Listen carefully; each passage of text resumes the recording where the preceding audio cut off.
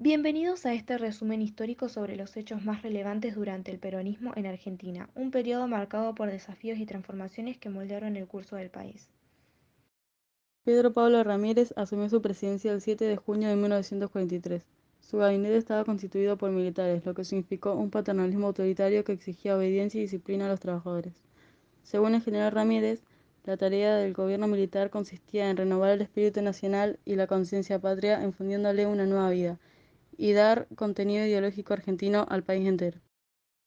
Una vista general al gobierno de Pablo Ramírez, este dio una escasa importancia política e institucional. Incumplió leyes laborales, realizó represiones puntuales a opositores y adoptó una forma de educación hispánica católica apostólica romana. La alianza de Perón con este nuevo sindicato generó una división interna entre los militares.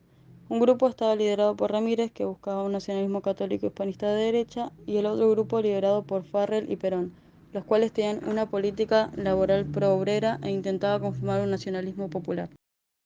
La Revolución del 43, iniciada con el golpe de Estado del 4 de junio de 1943, antes de la presidencia de Ramírez, trajo como consecuencia una fuerte confrontación del gobierno y el movimiento estudiantil.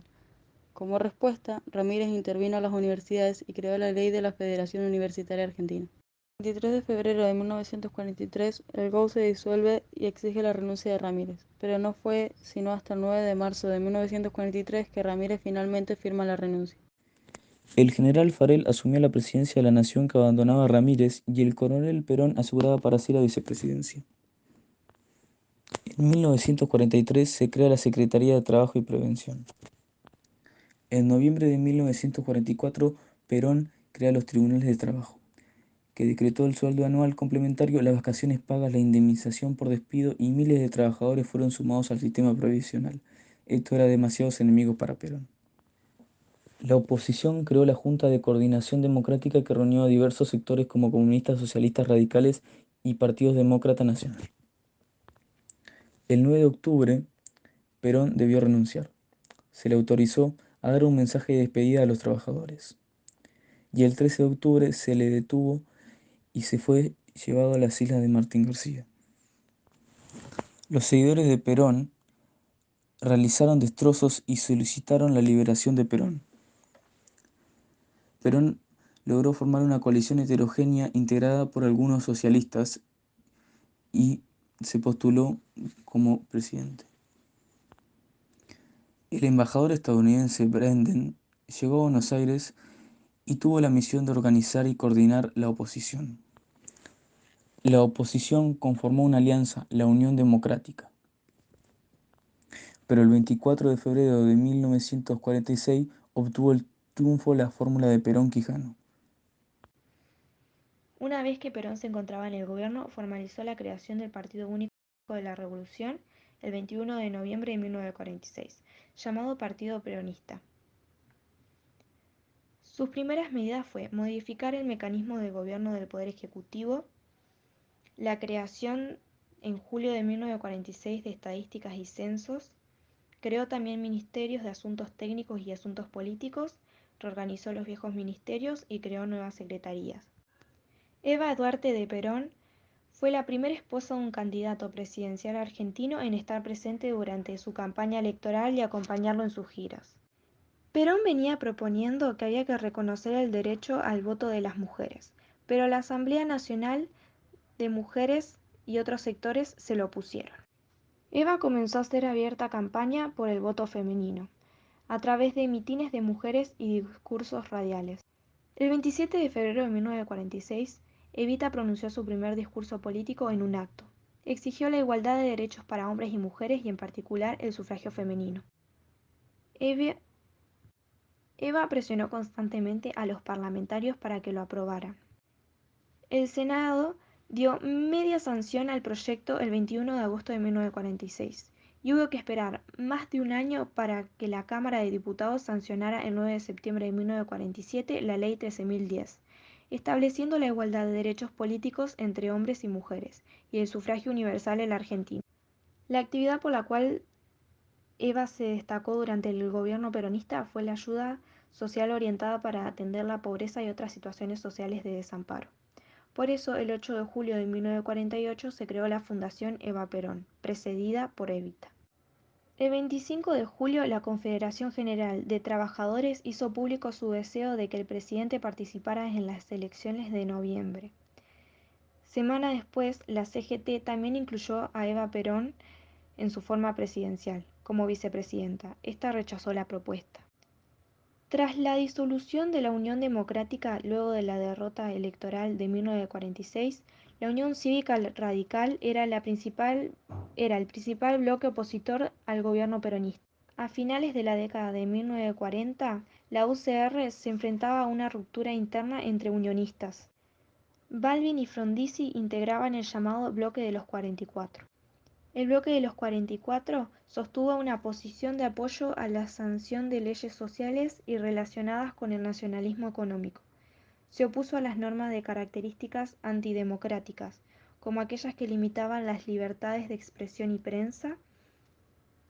También se opuso al acuerdo que propuso el gobierno con Standard Oil para la explotación de yacimientos petrolíferos. Los diputados del Bloque de los 44 fueron perseguidos por el gobierno peronista y criticados por la dirigencia unionista radical, que consideraba este bloque colaboracionista. En 1952, Perón comenzó su segundo mandato, obteniendo una abrumadora victoria electoral con el 62% de los votos. Un hito notable, ya que fue la primera vez que las mujeres participaban en las elecciones nacionales en Argentina. Sin embargo, esta era de poder no estuvo exenta de dificultades, enfrentó fuertes oposiciones provenientes de la Iglesia Católica, los sectores militares y la prensa. Acusaciones de autoritarismo y corrupción rozaban en un escenario político tenso.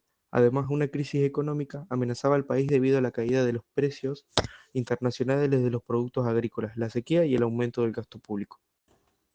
Perón, con una visión transformadora, impulsó medidas audaces para diversificar la economía, promovió la industrialización, apoyó la producción nacional y estimuló el consumo interno.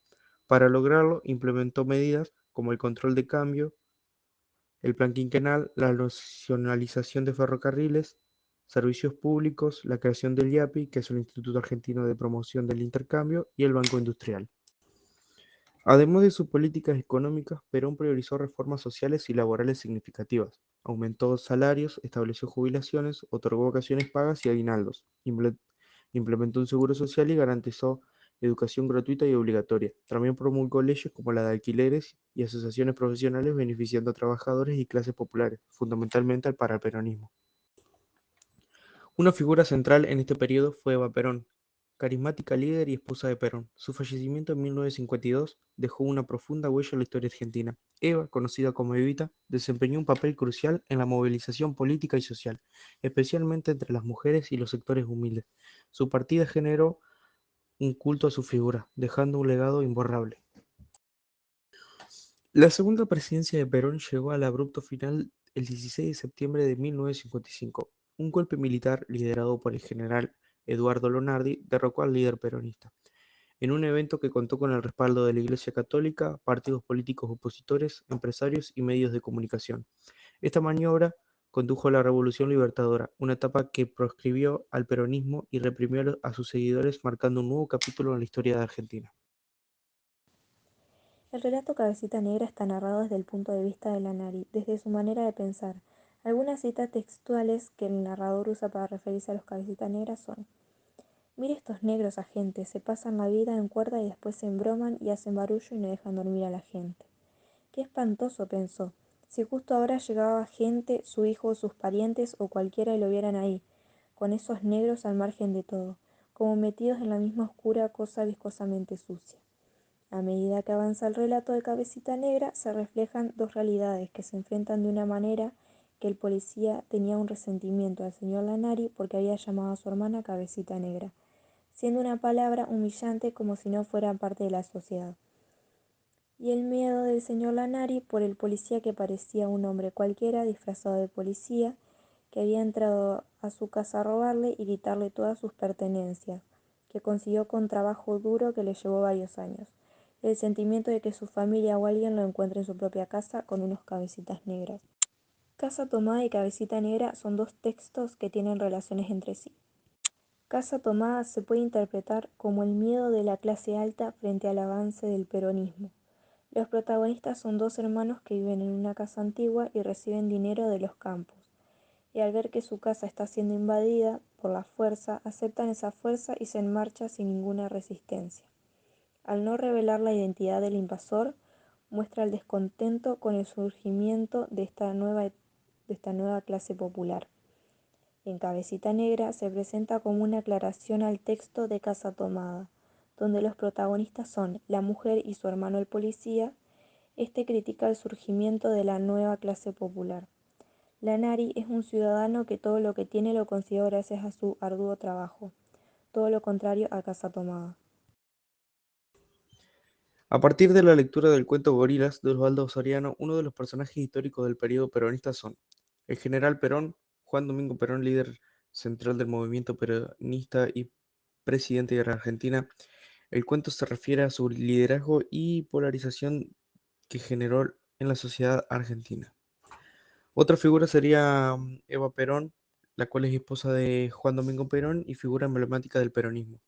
En el texto se hace referencia a su influencia y liderazgo carismático, así como su papel en la movilización política y social. Frondizi hace referencia a Arturo Frondizi, presidente de Argentina en 1958 y 1962. El texto menciona su escape a Uruguay en calzoncillos debido a la persecución política. Otro personaje sería el general Eduardo Lonardi, líder del golpe militar que derrocó a Perón en 1955, marcando el inicio de la Revolución Libertadora.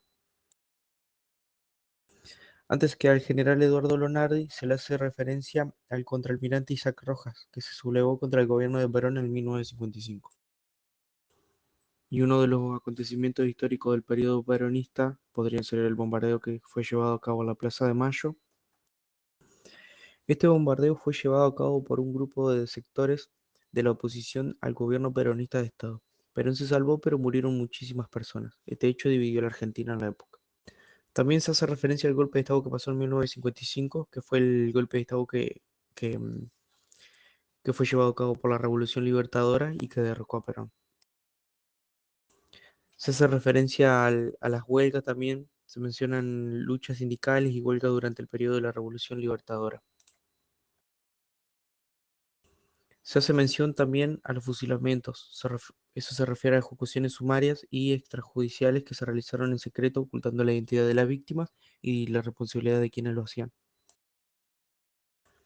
También se hace mención de unas asambleas en las cuales eh, se difundían mensajes de Perón, en las cuales se discutían si eran real o no, porque Perón tenía una voz muy fácil de imitar. En el cuento Gorilas, la antinomía entre el peronismo y el antiperonismo se manifiesta a través de las experiencias y percepciones de los personajes en diversas situaciones, como por ejemplo el narrador en su juventud, siendo una conexión emocional con el peronismo que describe como un sueño irreverente de los tiempos de Vita Capitana. Esto podría llegar a hacer referencia a cuando muchos chicos tuvieron su primera bicicleta cuando Perón la regaló para Navidad. Aunque posteriormente el personaje cambia de opinión y se distancia del peronismo. Este sentimiento inicial refleja cómo algunos jóvenes veían al peronismo como una fuente de esperanza y transformación en contraposición de la angustia de sus padres. Otro ejemplo de experiencias y percepciones en el cuento es el padre del narrador y su visión del peronismo y antiperonismo.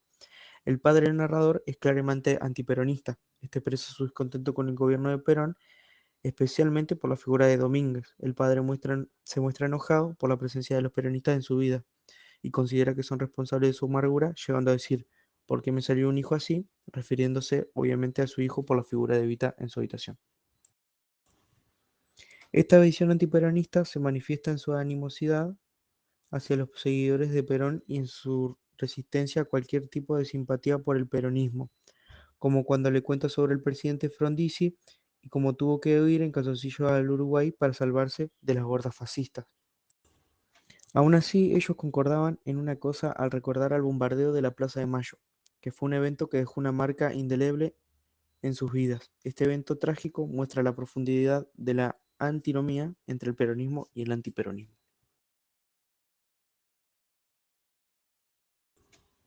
En el texto Gorilas se muestra una perspectiva crítica hacia el peronismo, especialmente desde la experiencia y opinión del narrador.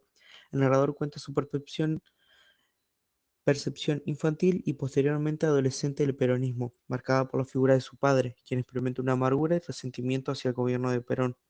La postura de este texto es mayormente antiperonista, mostrando una visión negativa del peronismo como una tragedia que trae consigo dos conflictos y que afecta la relación entre el narrador y su padre. En el texto, a un peronista de Mario Trejo presenta una persona más comprensiva y reflexiva hacia el peronismo. El autor parece reconocer lo complicado de las motivaciones y experiencias de aquellos que se involucraron con el peronismo. Aunque no está libre de críticas y cuestionamientos, se reconoce que algunos individuos creyeron y se comprometieron con el peronismo por diferentes razones. Incluso bajo la influencia de la sociedad y las circunstancias, el tono general es más introspectivo y busca entender la diversidad de perspectivas.